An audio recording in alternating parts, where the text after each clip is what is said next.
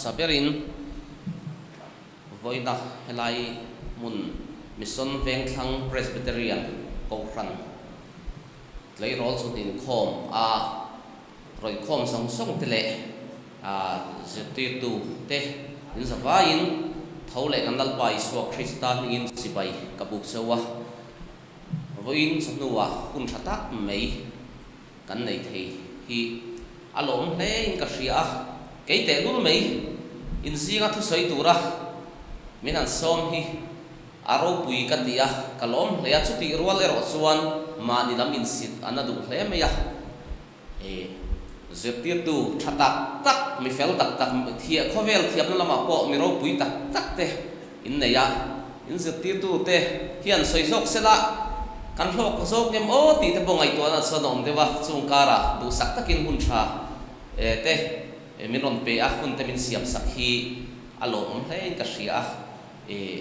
zeti tu song song te sunga po lom thu pathian min kan soi tu ani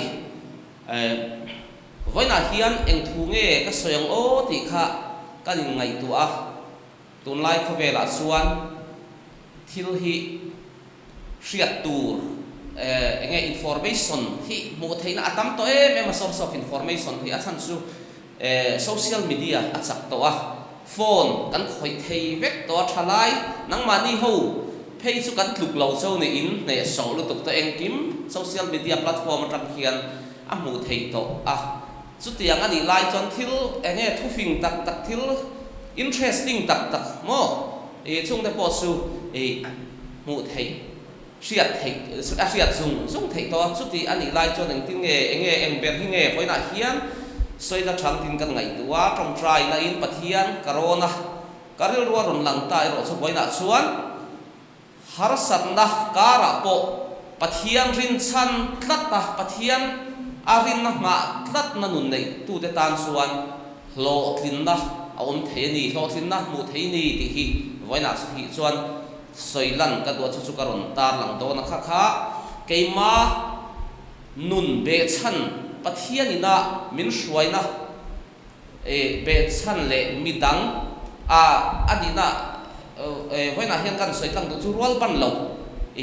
persons with disabilities mo pian thu rual ban lo te sansin dang then khat te la tel bokin su tiang suanin pathian thilti theizia le pathiana rin na nga tu te tan chon engkim ati theizia te lo thin na nei theiani ti thei voina hian pathian ro puina la ron tar lan ka tum don ani suanin kanin phana bible kan share do na nga ei min lo se thiam ula in braille horop middle horopin bible karon kenga su kat siar chak put thei dom lawa kha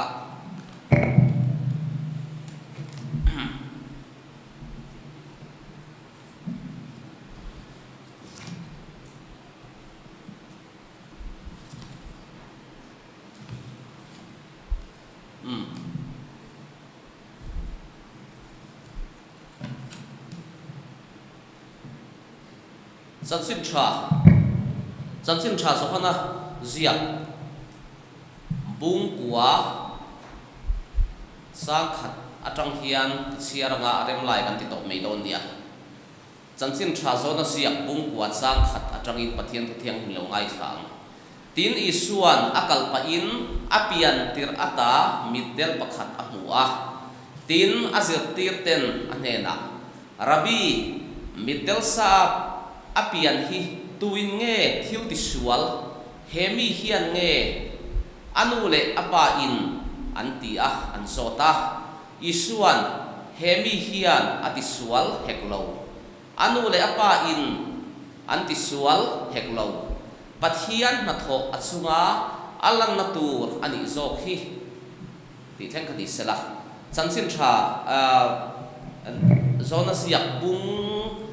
som panga chak sari thua khanin nangni ke mai omrenga ka thu nang ma nia omreng boksuan in tu piang dil ro in tan tin serang tin lali suai asoi bok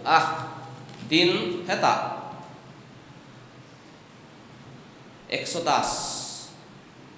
exodus bungli chang som pakhat le som pati thu hi kan siar lenge exodus bungli chang som pakhat le som pati tin lalpa suan hena mishing ka hi tu siam nge ni trong thei lo te bengong te midwar te middel te po hi tu ti nge ni kei lalpa hian ani lo hem ni chu wangin kal beiro ika chu keiman ka ompui se langa isoi tur chu ka hrir se lang se ati atu thiang lim atharin lalpan kan zatan malmin som sagrose amen pathian thela ni tong trai olalpa kan pathian min mangai tu voina hian mission veng thang presbyterian kokshan naupang i kokshan hote tleirol sonuin kho hun tha nangma fakle choi moya in khom hun lu tak mei lalpa min siam saka voina kanin khom na hian lalpa tharau thiang min nang man thuran soida I thu sa te kan puang suak ton ani lalpa asoitu hi engma kan ni lowa tharau thiang himin he kai puat san te lalpa miron ti nun sakla angai thatu zong song te rilru lalpa atharin nungin nang ma sokin fia sokin kan puan suakan soi ai fia sokin nang ma sokin tharau thiang himin ti nun sakla ron ti ron fia sakon se ti suan lalpa kan in khom sung songa bin ti boy theitu sung la pon na ba suang tha thom thei song la kan sa bai hin veng tu se ni tharau thiang kim ven kim na kan dil sia lalpa he kan in khom dai tharau thiang hima min sen sla min om pui min shwai tu se ni tharau thiang him thamwan na le om pui nai shwai na kan lalpa isu krista min thiang himin kan on dil se amen ole hey in mi mu le sia tangin hoina hiang ka soi to ong khan keima mi mal pathian ina min shwai na ka soi don in mit kho mulo kani ke chu pian tirata mit dela hetia ka piang kani amaro chu van nei thak takin nakina zona te po ka khan in ru do khan zona piang sa me the zon kan soi nga ka tin pun hi mit del khan tia khan thiam phui ma pani lo tlem te kho eng hi chu kala mu ve re the lai te eng the chu kala mu ve the ya rong hi ngai te ka mit bul te ya tiang en hianin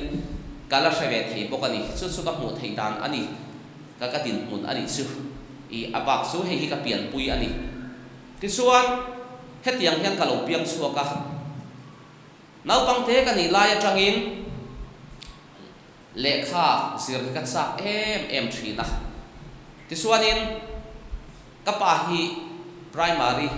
school headmaster ani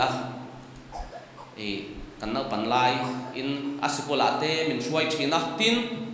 hemi ka chanchin soi pai kan soi nga hi Saitwal district mual phem khuwa khi ka pian na khuwa ni amaro chu kum sang ka chakwa som khuwa na pangte kan ni lai kan nu le ka paten en nen keifang kan pem kha ka nu le ka pat chu keifang an oma Presbyterian ko phan sum ko kan nia chuan tuna hian kum sang ni som pasari khan pathian in hei nupui fel tak mai ke ma min kai choi tu tur ko pui to fel tak min pe sang kum sang ni som pasari mar ni som pasari khan nupui ka ne ya ti chuan kum sang ni som pasari April ni ngat langin na thona wangin zema po kon ve nga son kan ve me ka point thleng hian chu ta song kan lo ma chu kan din pun tlang pui sung kolam din pun ani ti chuanin unau panga kan dia anau pang ber dot kan ni ti chuan ka unau te dang song su rol pan pa ngai ve kan ni ke ma so he tianga kan ni kha chung ko chansin khatem te kan tar lang duwa ti chuanin nau pang te kan ni line le khazir hi ka chak thina ka pa in sikula min hruaya litvar le khapuan pencil le te pen te ka ak ve ka le ma sela blackboard ho tu te na an thil ziak te ka mu ve thei lo ka ngai dan tai ka lo ziak ve thina di chuan kan ho tu ten fela ka tiang khanin I thiam lu tuk te min tia an lo ka thai ran me te ka pai ro chu ril ro na takin om thin ni ma se khang lai tang khan be se nei ka nei tlak pathiana ka tong trai thina pathian he na hianin se om ti na ka nei ngai lo pathianin min hruaya engkim kha ti ve ka tum thin mit war te ang khang ka kala nau pan lai pon ka in fiam ve thei angin amar chu ka kal thei lo na chuan ka chung te le ka hrian ten min kai thina di min hruai thina di chung tiang chuanin kum sang ni pak kum sang ka sakwa som kwa pakhat khanin sikul kal ka nge ya kolosi pa chan dap na si pai polin middle school an honga blind school om ti ka hriat khan kanu te hena le khazir ka nge na ma se kanu te suan ila nau pang tia kala nau pang ko ka khang lai ka chuan ka u te bula kala mu thin ni sana po an mu lowa kho san tai om sang tu khan mi an ngai to ani amai ro su ke ma khang ka ngen ka ta min kol mo la hi min tum te ka tia kan win kolosi blind school ka kum sang ka sakwa som ko pakhat khan na sutlo ati chuanin chu ta chuanin an ho tu ten lo fel azir lai na pang te po khan lo fel lu tu ka khan min ti chak le so la ma se mut sang kha kan sir phu dai mu sang thei lo an ti wang khan kum khat chung ke ma in sitting room ka mu ni le kha sir om sang ka du wang khan ti chuan sa ka zakwa som ko pan hiya kam mu sang thei ta ka tia kan nu le ka pa te ne na in kan salak lo lu tu ka chung lai chuanin ilat ngoro na kuma chung kan da tong se an tia khati lai khan van nei thak te bin State Council of Educational Research and Training SCERT noya hian rual pan lo Integrated Education for Disabled Children IEDC an tia chumi scheme noya chuanin sikul sang kha anon tlo kwal thina an chumi scheme kalpui tu te chuanin SCRT officer te khani chuta chuanin piwan nal dik sai lo tuna Persons with Disabilities Commissioner ni ta hian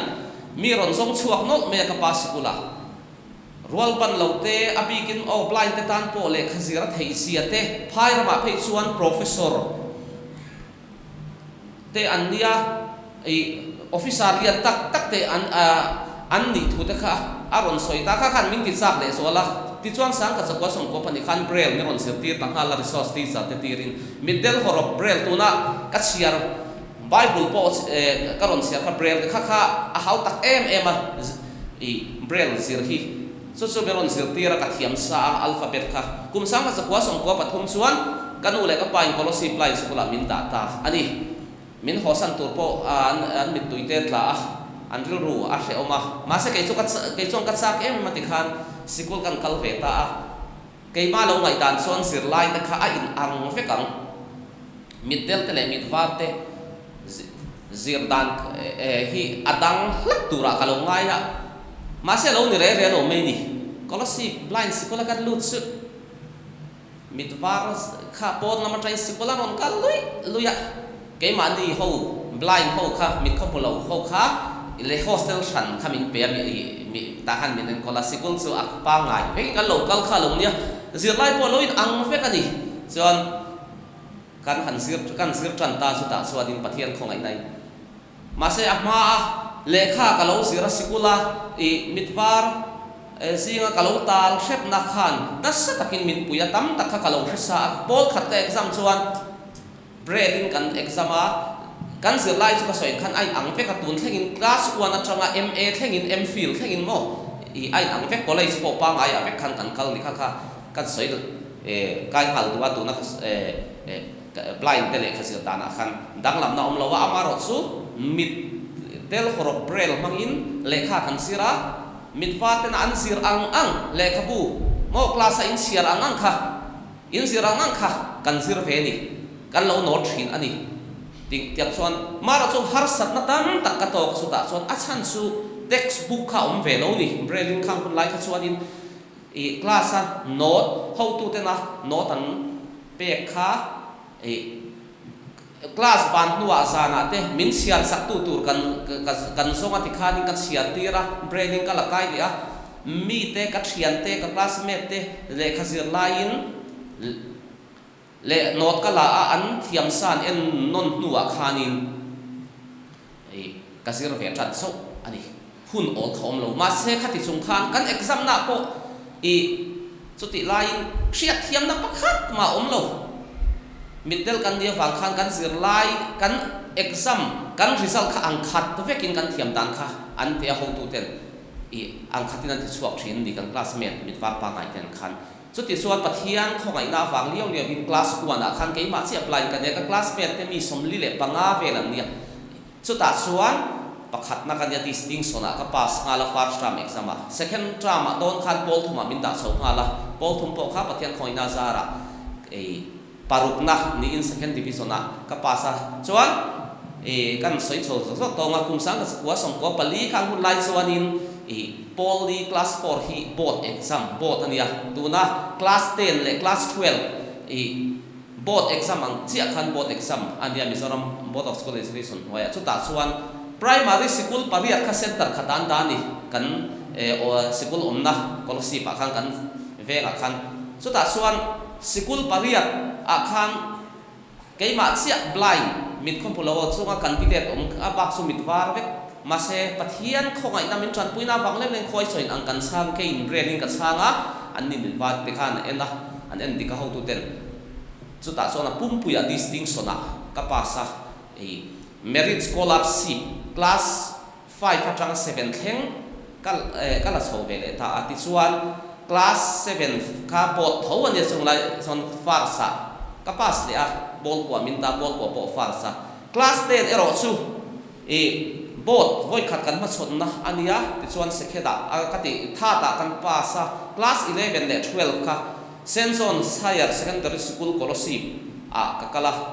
chuta phei chon ke mani ang blind chu tu man kal lo an la kal ai lo ka kal pa saber kania base class 11 le 12 po khan second division pathian khoina sara ka pass ti chuan BA Government Policy College atangin political science honor tumlai chon college kal in chuan core entiang si kha hun lai chon honor subject antia political science honor in tunlai tong chon core ani so pol science core khan kasira sang ti parukhan BA second division aka pass le a khami kum khan MSc turin delia kan kal thla ma se admission kan sang lo ba ti dang kal pang te kan lo hriat lo em awangin ti chuan sang ti pasaria ka kal non le a nachina kan secretary na soyang khan Jamia Millia Islamia Central University lian de pakata hianin admission ka apply a written test kapal tlang tua personal interview kapal tlang le a sumi chuan pathian khoina sara katlinga ti chuan MA admission katia kum sang ti pasari khan MA kasir trana sang ti pakwa MA second higher passing pathian khoina in ka zauta ati chuan sang ti pakwa khan Jawaharlal Nehru University JNU New Delhi MPhil PhD integrated course ka apply le a written exam ka thu nuwa personal interview ka paltlang le a katin hi ka ring phalo ni JNU te peso haran to ka interview te po kha professor rualin minutes som panga ve lan du bin so ta India rampum pui kan competition hi asa ni rol ban lo te tan sam kuata su ma se rol ban lo disable state tang tang ron kal te ka su anni chu unstate alo ma lo son to education a ansang ma so hang son katlin pha hi ka ring lo ma se pathian min om puya karin ka interview ka thei to bin ka tia ba ka su tling tur pon kai ngai lo ka thian te ni tlinga ron tia yang swadin kum sang ni pakua khan zen iwa MPhil katia sang ni som patia MPhil degree pathian khoina in ka so PhD kan ti chole a maro chu sang ni som pa ka in di race tara hi ko in thang hian pon lama tangin correspondent in ti hian PhD su kala ti chho ve mek zela kha zirna lama kadin hunani a maro chu khang zong ka pal tlang na khan har sak na tam tak ka to kani achan chu ka soi to ong khan at not bu zirlai bu le ka bu siam sa kan nei velo awangin thei to pin reader midvar min puitu turin not min sia sak tu turin kan ruai thina voi khat phei chu class 6 ka zirlai hianin first term exam khan ai to si not lak tur tam box si ka wala zana kan hriante room a khan kan hriante hostel a ka fakala scholarship line scholarship line zandar puwa le achan vevel hen ka sowa ka not lak kha ti chuanin ka ho pheya amero chu kong la ka khan fur lai ni ro pui fa no ron tla ta thut mai ni hliap ka lo keng si lo brel khrop choi a bol ta ni nakina hi calendar ka ron kenga hoina hian ka tut siang nakina in ho tu te kai choi dai mong sa in lo enanga brel khrop so kut a bol ta chu tui na hu chuanin lo om lu tu na bol kha dep chuanin a chiap thei lo ni mai sia a hu ka hlau sia ka kor om sunga ka not ka pol thing ka thuna ka ku apeta ka hu ve ka ke chu hostel ti khan ka ba thleng phe ma se ka dot ber ka chu hu lo ta hra ma ka tiang te khanin kan lo it fight ta tin kong te kan bo zing kan bo na se em ma zen ni wa kan online te pon hei blind hi mit zat chuang kan oma zen chon ham sang India ram mun sang jang an rong kal kho ma kan rian pa khat phei chu a class kal tu ra bowa nim ka ral lu kan kai chua kan ni khatiak te khanin kong hi kan bo na sa kai po ti ring ka se bei lo kar khat vel khasu ka bo ma se akwa chon kong bi kal na tur bi kha kam fu ta khatiak khan kan struggle na sa kan fight na sa ni ma se chung song sama chon heti anga ho tin na MPhil khena zo theya ka om na chan chu be se na pathian ka nei ka tani pathian ka rin chana ka le kha sil to na piang ka tong try thina exam ka ma chon don bon ka tong try ya exam ka so nuwa lom to soi tong try na ka nei de ti khanin khatianga kan ti khang kan exam a ta po thata kin pathian min shwaya ati chon har sa ka ti fe lu tu class 1 kan ikhang class 7 not ka ena acha hi ka til to ka ente ka thua ka le nan ka ti ma se pathian khongai na sa kan kal se la ka sira chon class 10 not ka en le tam lu tu ka ti kan sir the ka ti khan mo chu tiam suanin pathian rin chan na tak takin fo in hi pathian min shwai theng tha ni chon voina hian play role chu ning khoma i voina i ron kalte i thalai le tlei rol rualte nakin loka ko kan ko khotlang shuai tu ko khan shuai tu ko i kan ram le nam shuai tu di mei tu te ka sa du cheu chu tu na hian nang ni chuan khuwa in mu thei in bitin khuwa mu thei in du tu in chiat thei in du tu na in kal thei le kha bu chiat tu tam lu tu mo tin tu lai kho ve la phi chon kan soi tong khan social media atang pon at hot chiat thei thil tha hi tam lu tu cho wang chuan be sei na eng nei ula ma ni phak lo tur kha chu i hắn ngày tuổi hắn ở lâu tuổi cái mà đi khen xin xe là lung ỏi na này tum tuổi đi in khen xin xe là lung ỏi na nè in mà số na ti tuổi om ấy bắt hiền thu đi pon tuy ta kinh bắt hiền thu các xiên mấy tuổi Bible bỏ hậu tin diệt lại bỏ thắt ta kinh bắt hiền chỉ nền base xin nền lọt linh tuổi ra tại mà nền na diệt xuân lọt linh nó công hi tu tan bỏ om anh đi kha với na hiền bắt hiền rau bùi nan cái sợi tu adi kha cái mà sản sinh lang bụi ý các tạt lần thấy nhau với nãy hiền ý hết tiệt các lòng tin suốt ta cả xuân khó về là các rual pan lâu đắng sản sinh claim thế ý rồi tạt lần thấy cái đó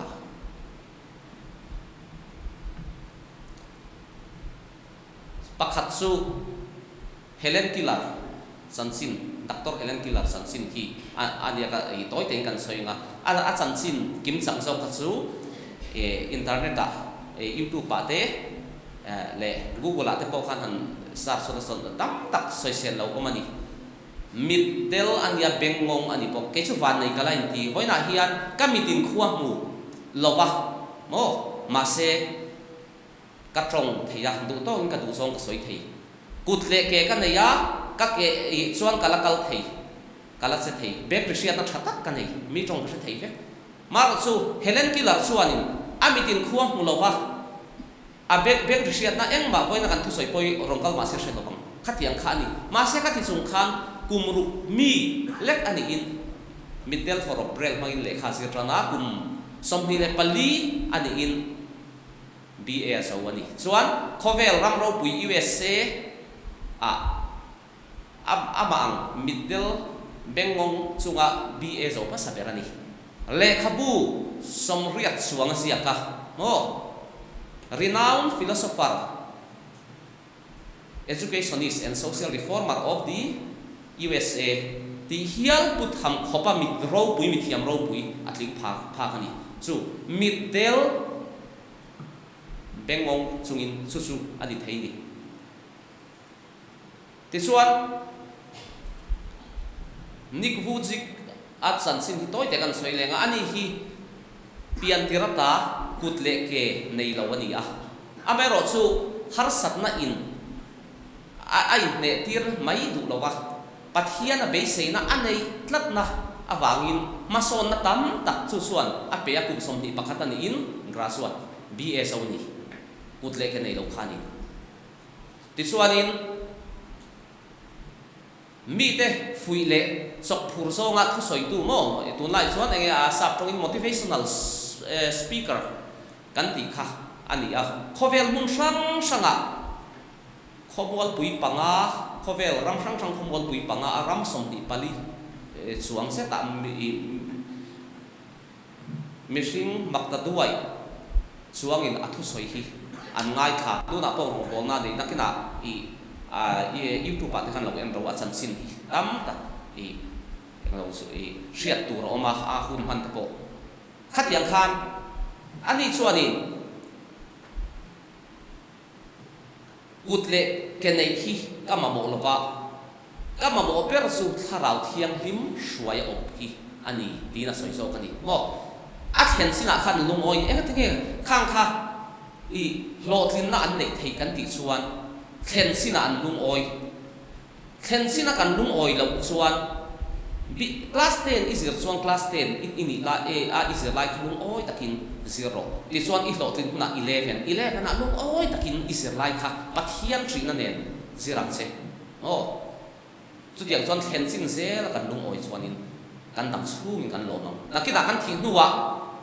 pathian van rama phei chon kan lom na khove la kan nei phak lo zong kha a fulin ataking kan sang to don ni ti chuanin chu lo le chu fani J Crosby FJ Crosby nau sen adi lai atanga middle ani ni ma se la pathian mang sa ema fakna hla sang riat chuang sep a phua Christian labu kan man me ka hian a hla phua mi zo tong le lin mo som thum pakhat chuang sep atela a hla phua lar zwala zinga mi te chu o isu ke mikal pel su ti le thina lui bia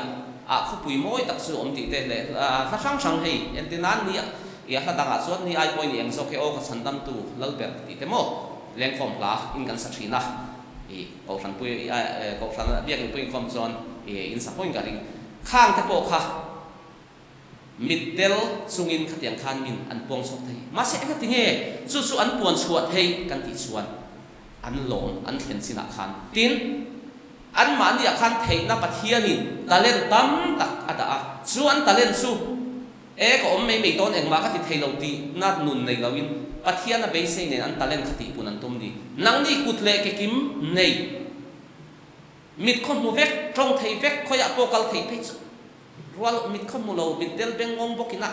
le ka bu som riat pali chuang ten sia thei khovel mi ro puin thei chon pathiana talent pe kha pathian be sei na nen pathian rin chan na nen han mang ula in sir lai te rin om takin tai mat takin sir ula in Sunday school in sir tir tu te thu o in sir tir ei tu nai pe chon I ko ran Sunday school sir lai te mo ei heng te thu fing tak thil tha tak tin Bible thu fing tak te tu lai chong kan sir to ni khang te kha thei to pin be sei na nen han in thlen sin se la khan pathian trin nen han sir mei ula suan in van heng thui don em avaro pui don em chuwang chon chu tiang tura tan chon voina hian pathian ning ka sa du chowa tu ma hi ka soi voina ka soi nan du su pathian hian alo thonin om mei turin ho mei turin asiam lo min siam lo eng mi po ni ila kan re thei mo kan hausa mo in chu tuna hian pian phungar wal ban lo chan sin kan soya kha kut le ke nei lo po khovel miro pui motivational speaker an ni theya middle bengong bok po khovel ram ro pui USA ziti tu ro pui le social reform ro pui tak an ni thei chuan voina ro kal khom helaya Sunday school te rol so in khoma zirlai tu om tak te hi talent nang mania ko om nem ton em amaro chu kan talent pathian min siam chan hi kheng zo lovin ke mani kan be dong thina chu kan be don na chuan hlo cham na min hruai thina sual ti na te min hruai mo rui hlo thil thalo ti na te min hruai lu thina ni chuwang chuan pathian thiat ke ba tu man nei ti kha in ril ro da ro in luvek lalpa bi pu chon in luvek ani tu ma hlu lo in om lo kan sa ba hian kan hlu lalpa bi pu chon ama ro chu kan hlut na pathian na ke mania theina da kha aro puina mang tur ro chuan pathian be se nei chung kan ma zon kan ti thei tu ra kha kan ti angai ani chu tiang tur ta chuan in ril ru voina tang hian siam tha turin ka fui tu so ka cha tu so watin atot le chuan nu le pa te thu oi klat ula in zirtir tu te thu sikula oi ula Sunday skula hei zirtir tu thatak tak pathian le ko thang ho te wangin in ne pathe na pe sewa in zirtir tu te na thu an thil chau hi zom ula pom ula shetu ringot nisu hriat ringot tok lo zom tu nai ko vela chuan mo thil tha kan hriat chon som mei tu ani long chuan awa thave kan tia aliam le dai mei ni sarmon thatak te ngai kha thu soi thatak te sikula te Sunday school te mo thu soi tu mi thang te na ron soya awa thae kan tia kan som lo chon aliam le dai khatiang ni lo kha eng chin nge ka som theyang ka pason nan ka thu don hi ni tina sikula mo Sunday school mo khatiang ka le kha buchia trai ne mo ka thu don hi eng tin nge kamason nan ka chhor theyang atakin ka kalpui theyang ti kha practice ngal tum tu ni ataka som tum tu ni chu tun lai khavela chuan miso thalai ka hian abikin kan mamo hle in ka ria ataka kan som sel chuan i lo thin na kha khan pe don trong trai tam chul ziamin an soi chuan ni kata tuna speaker ro pui takin a ni tin voin thi ka trong trai sin voin thi trong trai se ro ti chuan kha a trong trai chin thuin se chuan trong trai mai tur bul ran mai tur in la ti ngai ro chuan tin Bible siat tam hi voina hian apoi mo sia ka soido pathian thu hi fin na bul fin na ania lal pa chi chu pathian thu siat tam chu fin na bul ani chuang chuanin pathian tri ula athu siat tam ula ni tin Bible hi bung khat tal in siat fogin ka ringa hi Bible siat chua program te ko khan te pon i thalai an te pon an nei thina Bible siat chuak in report tu lo man te pe thin khang te po khan Bible te po hi chia tam ula kong tin renga ma son na kan siat lo hian pathian thua te tin ti sa thila te po ma son na Bible siat tam hian min pe thin ni ke po heti chung hian pathian khoi na zara kan siar ve thina Bible hi ke ni tan chuan a hau ta kan brel khorop chuanin tuna ka ron ken remote hi chanchin tha zo hana sia chawania Bible pum pui chu hetiang ang busom li le pathum vela di nang ni na be kain a le kha mitel rop chon hau tak ze heti chung hian pathian khoi na zara thu thung thar hi voi ni chuang ka chiar chuak to a tuna thu thum lui ka chiar chuak le trap to a ka thei chung chu ke pon pathian sakna rin sanin chiar ka tum ni Bible hi chan chu ka hriat lovin ma son na mi a pena sal tuk tin Jawaharlal Nehru University Geneva Research kati lai phei chuan Christian Fellowship kan dinga Geneva khan English in khom na te kan nei chen chu da chuan pathian khoi na zara executive member te non ruat ve a ka phu lovin chung a Bible study te kan nei thila wang hian English Bible ka sian sa voi khang ka chunga rong bol na kan kalpui wang lai choi khom na te kan nei thina Bible study te kan nei tak lai khan New International Version NIV antia English Bible hei hi Matthias yak big NIV a hian chansin tha Matthias yak kha apun puin ka bai khat chuak ve kani ma se dun ka thei thil le to a ma se anuam ani a hlok khat pathian thu chiar tak sumo min ti har ke mani hi chuang chuan tun lai a chuan ka soi du chu social media a platform a thil thata tak chiar sen lo ngai thak sen lo en sen lo thu tha chu ti ruang chon a le lam a site le lama chuan thil thalo kan nun ti chevek thei thil tam tak om kan soi lang vek lo bang voina chon in chevek enge social media en lo tu ti khasu in zit ti tu te tang ponin she voin ka ring in chial thasiat na ponin siang in nu le te tang pon khang kha chu in sum tu enge ka ti tu kan ti tu sia ta kan ti lo tu sia ta poi moni ti tu su tu enge nu le pa ten train kan tong fo te ro Sunday school zit ti tu te train kan tong fo wa mo ni ti na sikula mi zit ti tu te train kan tong fo ni avan wan nei tha kem te ro chuang chuan kan ti tu le ti lo tu sia ila amai ro chu mason na be sei na thar hi eng din huna po ding ula in re thei emo kan re thei mo kan hau sai mo kan du angin kan du thu sam angin kan om lo mo ma se eng din huna po ding ila be sei na nung nei tlata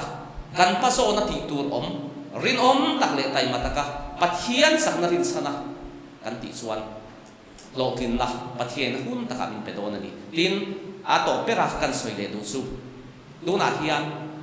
nang mani in mahun tur hi enge ruam man na plan fel tak siam ula enge ilani don a chen chu IAS ni tum mei thei a chen chu doctor ni la tum mei thei a chen chu sum dong mo business person ni te point tum mei thei a chen chu politician ni te point tum thei missionary ni te tin theologian enge pathian thu zira pastor ni te point tum mei thei in thil tum song khatu na tang hian pathian ne na khen ula sumi chu in khen thei na turin in ma zo na in ti tur zir lai te school mei ni lovin mo Sunday school a pathian twin zir te khang te rin om takin vòng u lạc khác khác chúng mình su pathiana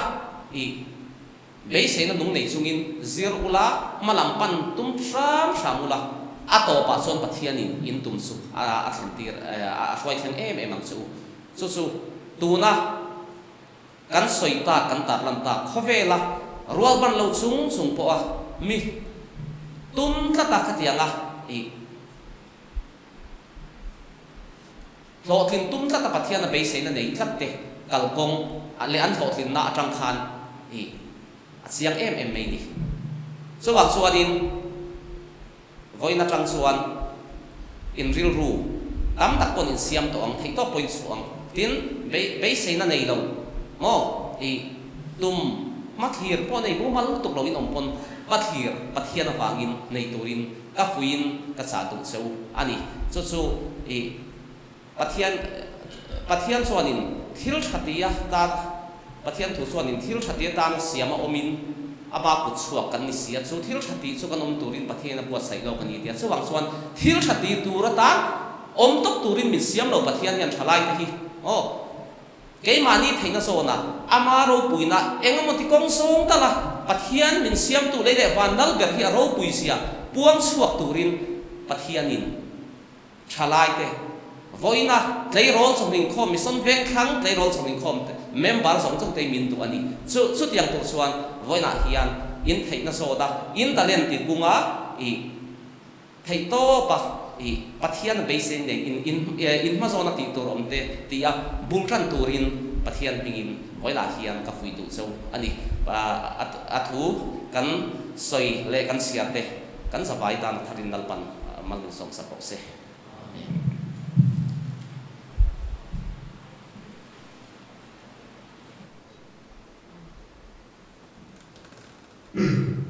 soi ro hui tak mai ma chan chi na tang te le bi dam chan chi na tang pen kan ngai tha ba no mun te mai kan pa lam phun chok to ba ko so na min pe tu ani a lo ma kan so chok te na tu rin dun ta ka kan ngai to sui te ko tu lo me tu na chuanin zo na le chan na hun kan phung do na zo na le ko ka chu han ding deuh sum tai la bi dang ha mi tu lo kha alam chan se rin ni kan tu soi tu kha awan chang do ani tu na so na le chan na hun lo hong bu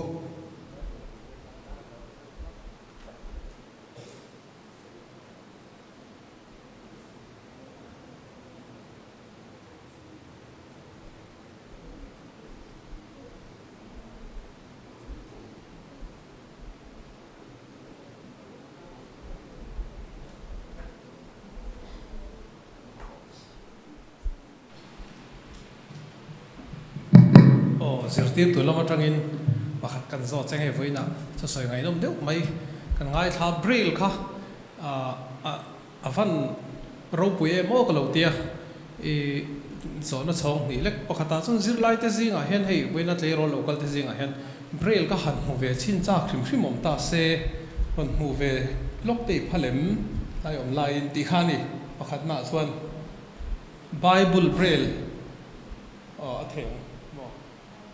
Bible calendar chuan pahnih na chuan engtin nge mathematics hi braille in zir ve ti lai kha kan hre cha deuh ni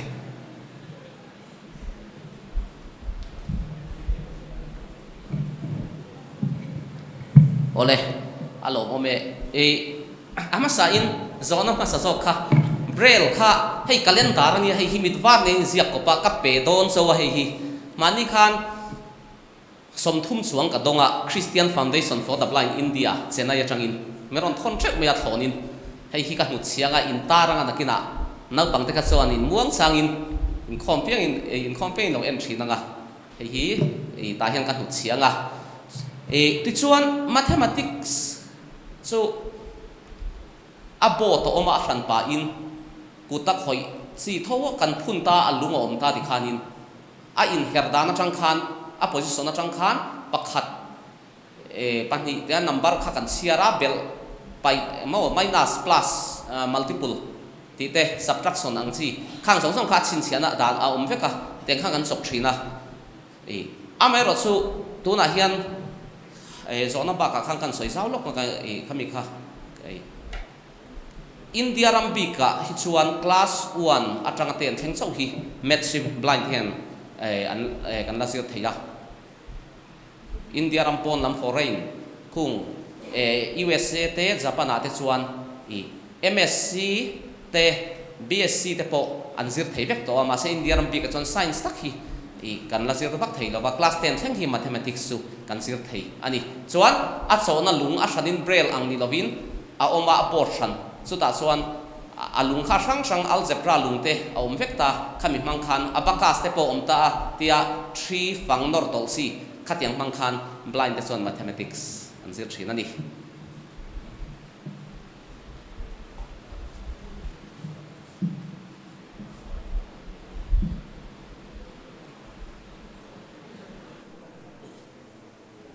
Hello.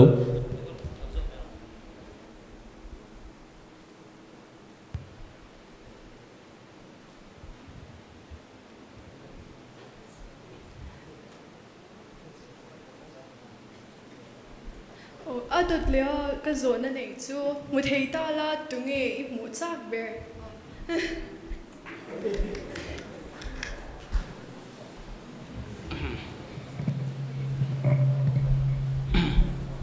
ole mu thei ila chuan mit par pa ngai li thut ila tu na hi chuan min mangai tu te mel thi na mu chak ber kanung le ka pa te tu na son thei nu pui kan nei ya pa thei nu pui fel khate min pe so chiang ta kan mel mu te ka cha kan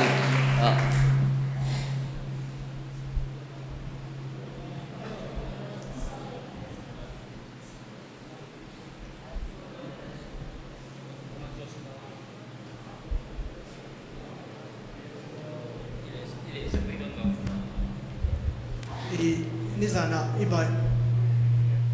ibayo data kalau ena seminar nei sate international seminar national del state level nei sate ka kalpena aro bui ka dia so tu heng PWD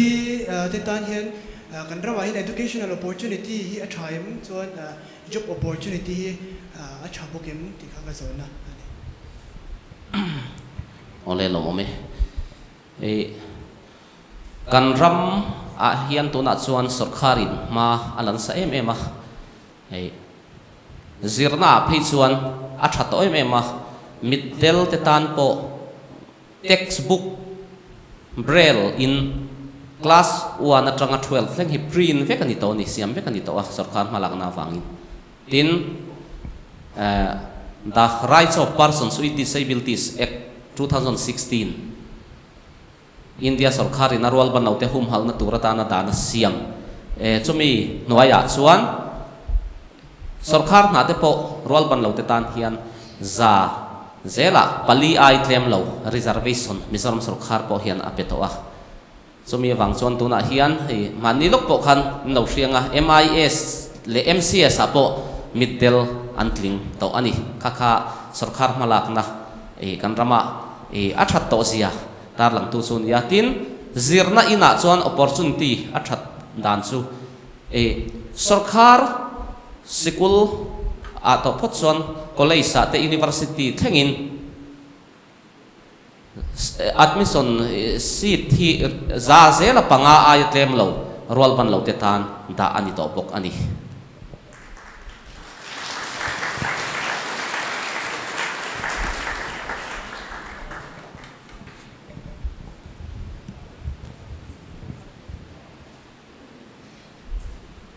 zona chu midwari lekha anjir la han makiti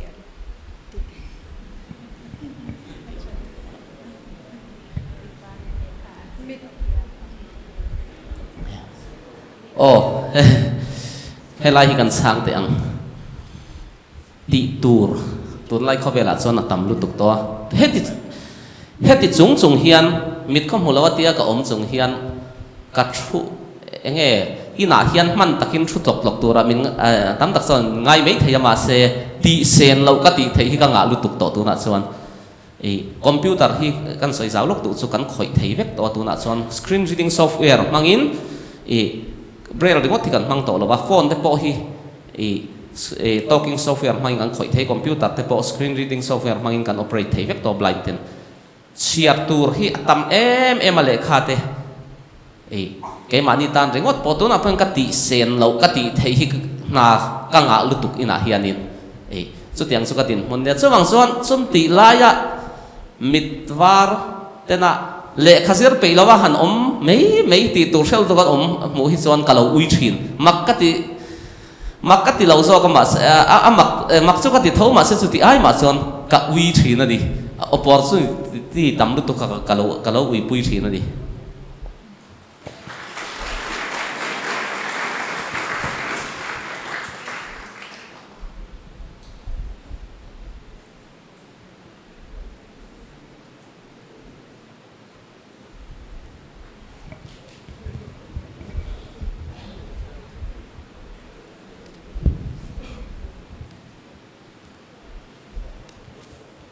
I thu soi ya khanin sha cham lo to na min ti confused ta bo ma en ka tinge in phak lo ha tum su ma ni phak to kha tum ro I ti chan kha min soi fya sak thenge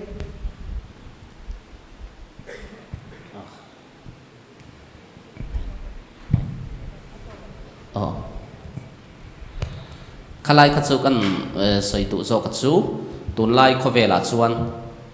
hei social media platform sang te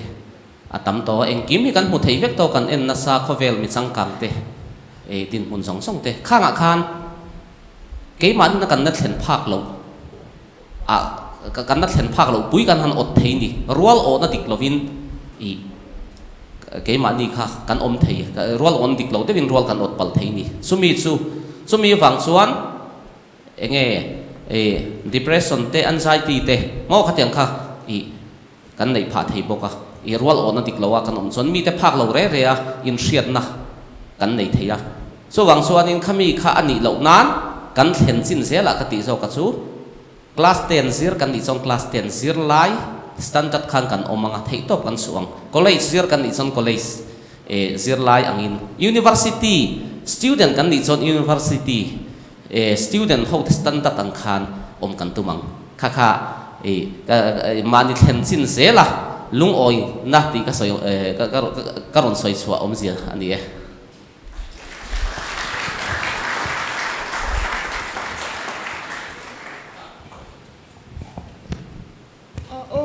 zo do chu tuna college professor ni ngai thok me ka izir lai te izir tir don in edin nge in buat sa ya chuan izir tir dan khan min she the chuan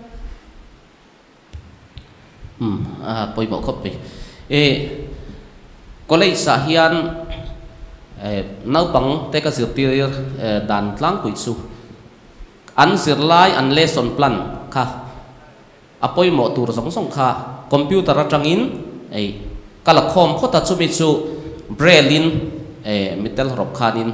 ka printer ve ka chu abuin ka siama kha class a ka chiara ka hril fia thina chu tiang chonin zirtir na ka pe thina amero chu note ero chu tun la ya chuanin thila sang kang to a kan PDF in computer tangin kan siama chu achang le student WhatsApp group a ka posa achang le ka print out ta chubi print out chu xerox turin class a zir lai te ka sem thina chuan an xerox a tiang khanin an share ve thina ni tin atlang puin covid 19 ripui len lai pe ka chuanin a soft copy in PDF khanin phone atang hianin nothi ka pena sa khop mai chu nau pangte ka zir tir thin dan ni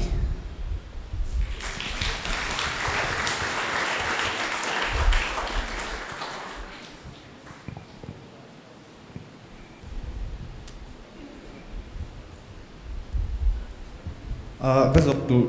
so du che chu inuna hian vui chang emo pathian hena lungni lo chang ti vel te nei ve thinem apoi mo khop mai kaka pathian khoi na zara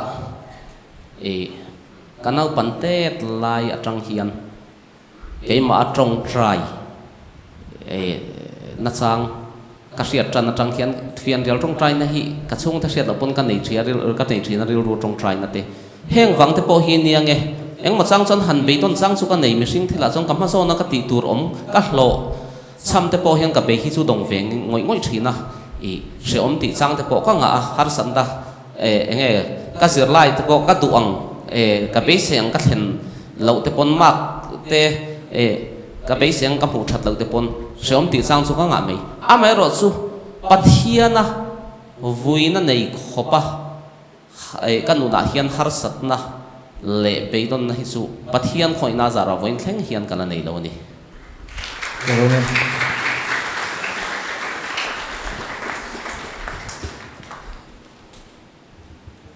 Sir, tuna karon zove do chu lekha zir sain degree shatak tak te ne ya henga te hanin lekha zirna te midwar te ne na competitive te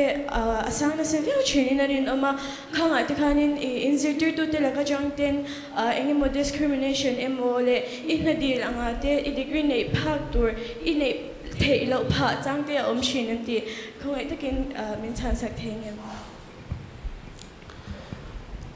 alo mom le mai ka zir lai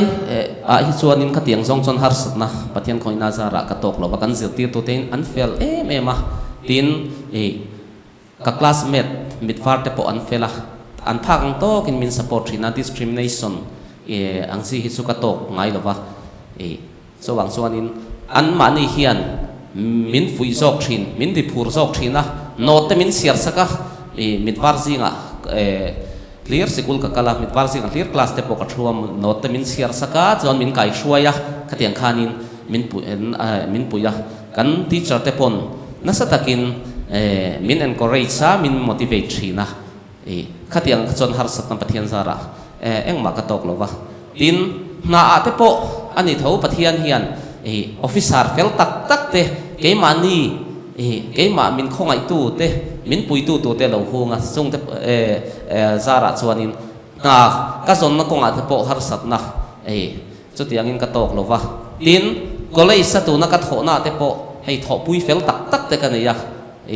to ne hang kan tar lat nok tu su zon nen khan in zul thowa tu na po hei kan in zir tir tu taktorina kolei sa chon sarina kan tian ni poi ka tho pui an ya political science department na ni te po hi min backup thae min supporter thata kan ya tiang khan pathian in thiam tha tak tak min pe a mi fel tak tak zirtir tu fel tak tak min pe a khatiang konga khachuan har sat na pathian khoi na zara ka tok lo ni zona min chan saka vain ka lo me ikala zel tura do sana kan han buk ei po ka lo me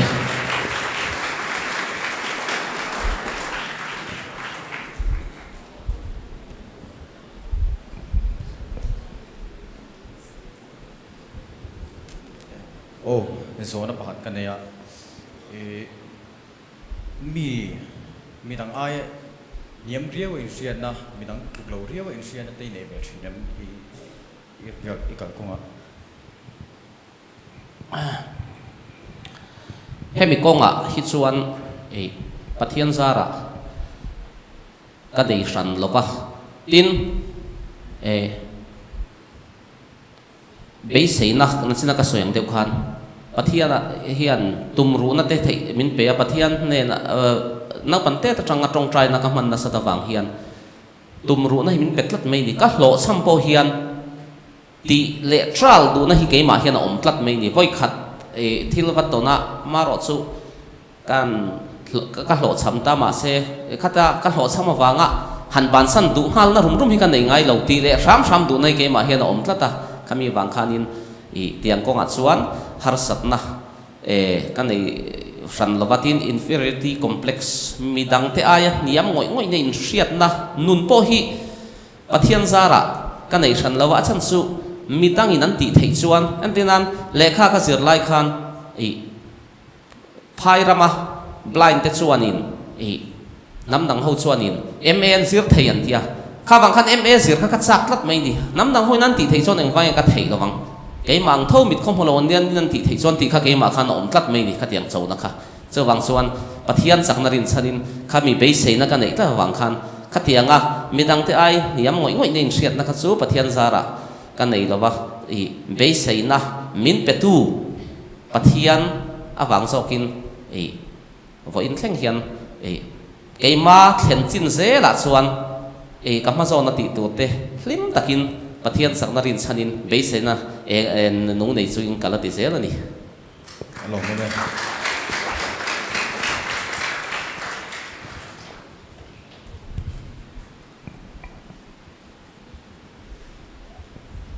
pu ka zo na chu izir na lama hian by heart na lama nge zo na lama hian har sat nai to na sa zo chuan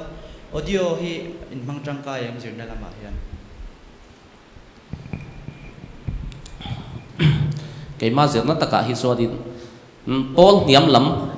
elementary stage la kha chuanin by heart system hian kan kal na sa a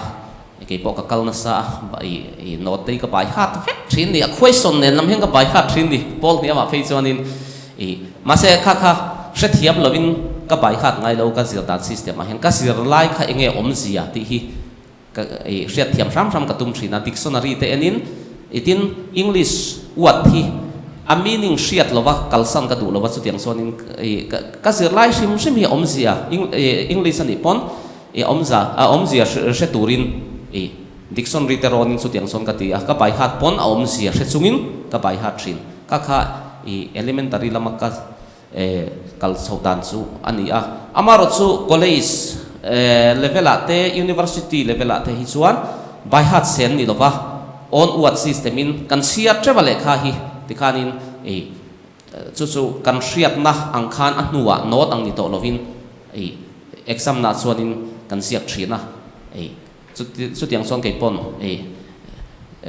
college level higher studies ha chuan khang kha ka kalpui dan ka zir chhodan ani a tin e khami e angai thak chi audio ang chi kha chu computer screen reading software hi MA second year ka zir train ka mang thana fo in thleng hen kala manga hi ka tang kai pui khop mai braille print sen ni to silawa le kha pu hi e higher studies ha chuan chuan ka po khan na sa takin e ka zir na hian min pui ani alo me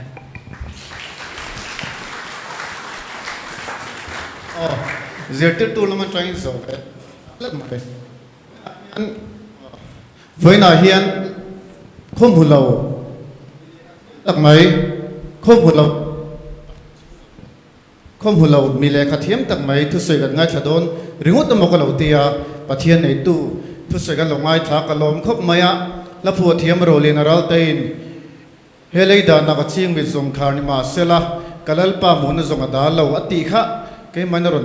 lut maya kai ni mit var zo khian in imu pathian ni kan hol wam ti ka hlau khop maya chu churel ro ma kan se ma sa ka so du che chu khovela tungai ngai san ter the ka hre cha ka tin mi zau zinga tungai ngai san ter the ka hre cha bokani chu te mai chu kalo me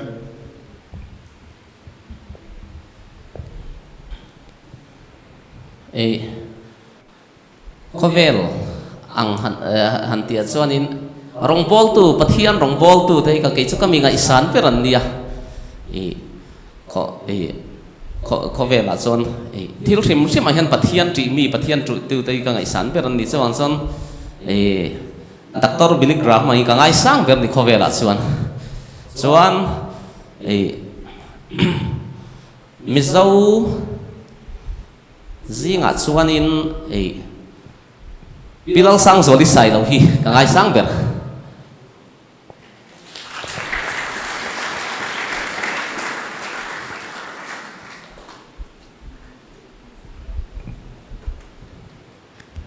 hello kalau so ve do chu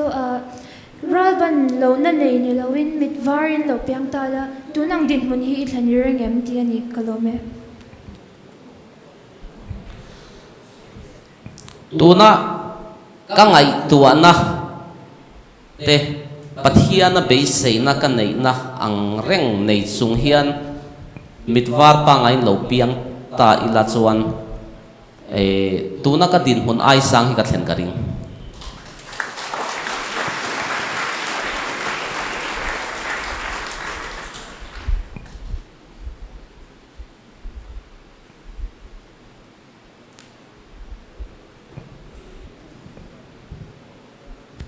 đâu bậc han đủ tóc đâu anh mấy thế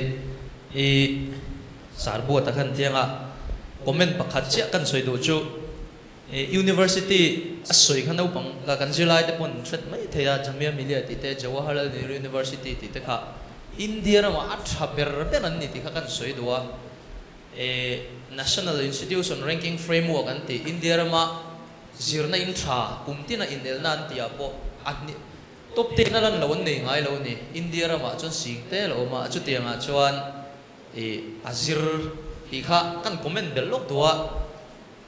BSc kan zir join JNU hi entrance ka pe vea ka tling lo ni ke po ma ni chan chin soi leng ni lo university a kan galna to par kan ni thawa chu ti chung jon JNU hang ka tling thei lo ni PWD quota te tia ke po tribal quota bon katling zo chuang lo chu ti khoba university tra chon hei tuna PG nei turin ai bo sai le mega aro bui viau ni de kan soi doa ka zo na chu ni chin ani soi do thawa hei kan no ka zirlai dom tak tak de zirlai ve kan nia tunlai khovela hian zirna konga hlot linna hi enge ni chen ka chon har sa zo ma han soi te ana nom thina tuna ka soyang khan India Rama University thaper ber ipal tlang towa chuta chuan eng hinge minti konfi lo tu ni ai sia ta chu ngai dan chu ngatinge kan nei fo thin chen kha chuan khai university remote entrance pon pengam lo ni klin lo chu soi lo pek trim trim pon ngam lo wa in rin to na kan nei thei lo chan ni ai sia minan sinte helai hitsu mani in sitna kan nga lutuk hi apoi berin ka ria chuang chuan pathian in theina min pe a mizo te phei chu kan van na ya pathian ring tu chanchin thaina azon chhuwa ram le nam kan ni chuang chuan in pathian ring lo tu ring sa kho dang be tu ten ring lo tu te pon an ti thei chuan cái ring tu hian enge ka ti thei lawang pathian nung be tu an ka thei lawang ti in cái mani hian sâu na om sela kha kha be sei na nei tlati la tin chu lo le a chuan cái mani background kan in ena kan in sitmal tu khi apoi ka tia a chan chu cái po ani na taka chuan English medium ma ka kal mi alo amar chu sap trong thiam tumin thei to bin sap trong what te dictionary train kan lakaya dictionary po kan nei lo kan hun lai chuan ti khan mitwar kan entira kan vai hata pathian khoi na zara heti khati chung chung khan class 6 ka sira tang hian sap trong in simple te bin lekha ka siak thei to a India ram blind institution sang sang te ka dor thei to chuan class 7 kan ni khan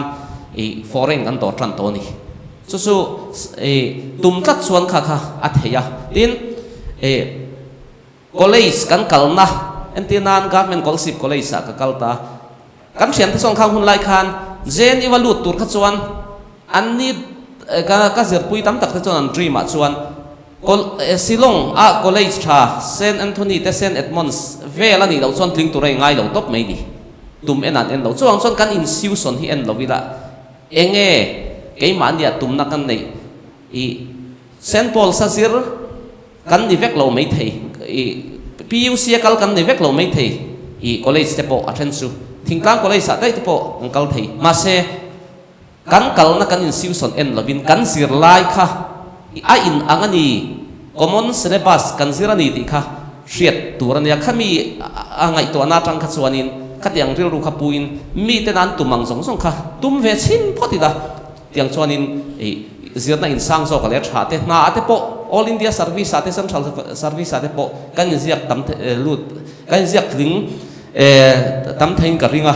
ma se mi zo chu kan sit mal to ka ke chu institution na institution tha train kan chuak lova kan tiringot thin amai ro chu eng kan thlen na china chang po hian tu lai chon ka soi tong khan social media athatwa social media atang ringot ton thil hi chiar thei a thona pu thei tam lu tuk to le kha pu chiar tur a thoni tam lu tuk to college library ate state library ate tin waime library ate po mo thil tang kai tur hi tam lu tuk khang kha mani in sit na mani in da hiam na midang te ai kan nga lu tuka mi zo te chuan khami kha nei lovin enge ka ti thei midang ten ti thei chu ka ti ve thei tu ni ti na ril ru hi nei tam ila khoi institution trong pon khoi sul chuak po ni ila heng nam dang te na an thlen thei ang enge higher institution te po admission kan hu thei nga tin central service ate all india service ate po mizau te khatiang ring ru kan put chuan tam zo in kan ring theng ti ka ring tlat ani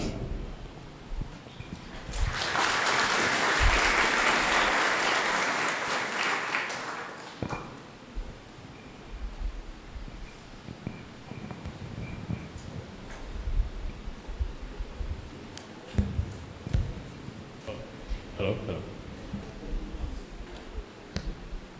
What?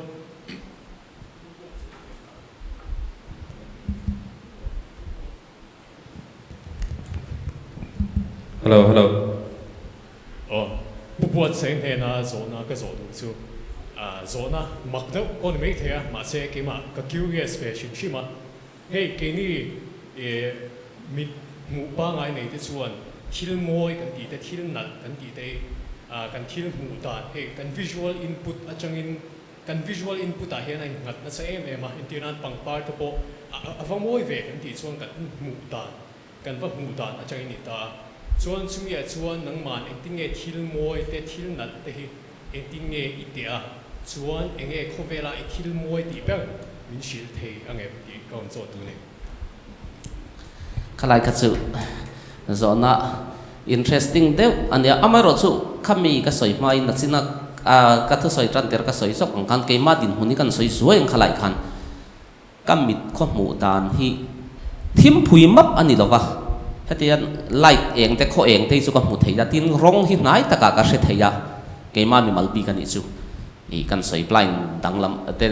thliat dan ni lovin chuta chuan ke ma mi mal thliana chuan hei rong te ka hriat ve ri a eng te sen te tia avar te pol te nai taka kamit bul te nang ka hriat ve thei re wang hianin ani tur ang kha chu ani na turang chan zu mu fia lo mai la kana feel thiam ve pang par te po amoi dan tur kha ka imagine thiam ka zu suang to thiam ani chuang chuanin khami ti lawa chuanin ka mu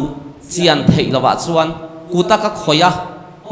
a dan na tang ten hetia han zu ti la a figure a pian dan tang tem thom no te po puan a puan hi tha hle mei te khoi kha na lo nal sak chon a tha hle mei puan hi nal vial do ni ti kha ke ma khan hal ni kha tiang khanin chu tiang chuanin tia kha feel dan ya ten phei khok te po ka zu en ai chon ka mit kha chon ka mu phato lo ma se ka khoi khan an nala atlo tur ti hi ka se thei ni ka kuta ka tia ka feeling khan ka zu khoi khan in kutin chu ka hriat thei dan ania chuan engen nal iti ber han tia kha chuanin khovela chuanin keima na ka hriat phak sina chuanin pangpar vulsuk mai te hi anal berin ka ria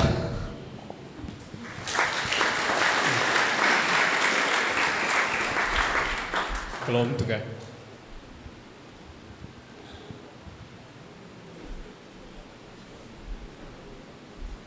Oleh, soalnya dia sama pun, tak boleh, anda itu ya, kalau saya mai, beri apa, sesuai tu saya nak, kalau saya lupa tapi, French educator, Louis Braille, dia kan mungkin tak ada orang kau ada tahu lah, shipping, apa suatu abing, soalnya bukan, Louis Braille, 1824 lah, soalnya French educator. Ali moi buntumbi ali amita derani pian tira chon den lo mase buntumbi ali namera chu pian chuan middle khong ka chuak the ani ti kha ka soi ve sim sim ani chu ole tu la chonin kan khom kan lo pang don to ka safai kan ti nga kan pan tong tai da ni sim ti ani tong tai ha kan